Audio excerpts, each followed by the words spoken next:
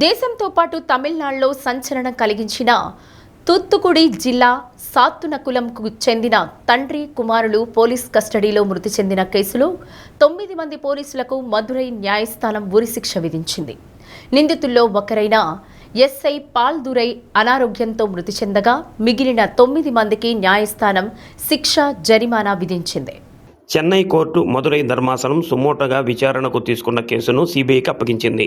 9 మందిని దోషులుగా గుర్తిస్తూ గత నెల 23న కోర్టు తీర్పునిచ్చింది.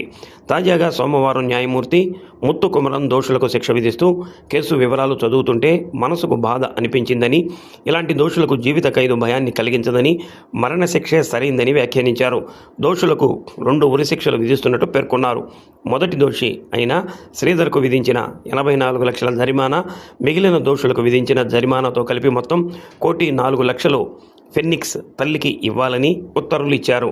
అప్పట్లో సంచలనం కలిగించిన ఈ కేసు పూర్వపరాలను పరిశీలిస్తే 2020 కరోనా లాక్డౌన్ సమయంలో తూత్తుకుడి జిల్లా సాత్తానకుళంకి చెందిన జయరాజ్, ఆయన కుమారుడు ఫెన్నిక్స్ అనుమతించిన సమయం దాటినా సెల్ ఫోన్ దుకాణాన్ని తెరిచి ఉంచారని పోలీసులు ఇద్దరినీ స్టేషన్కు తీసుకెళ్లారు.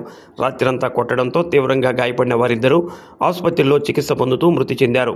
ఈ ఘటన రాష్ట్ర వ్యాప్తంగా తీవ్ర కలకలం సృష్టించింది.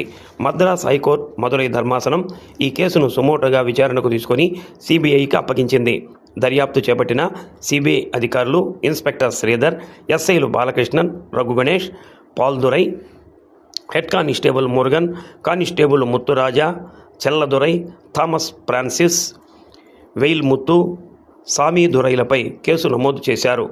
వారిని అరెస్టు చేసి మదురై సెంట్రల్ జైలుకు తరలించారు.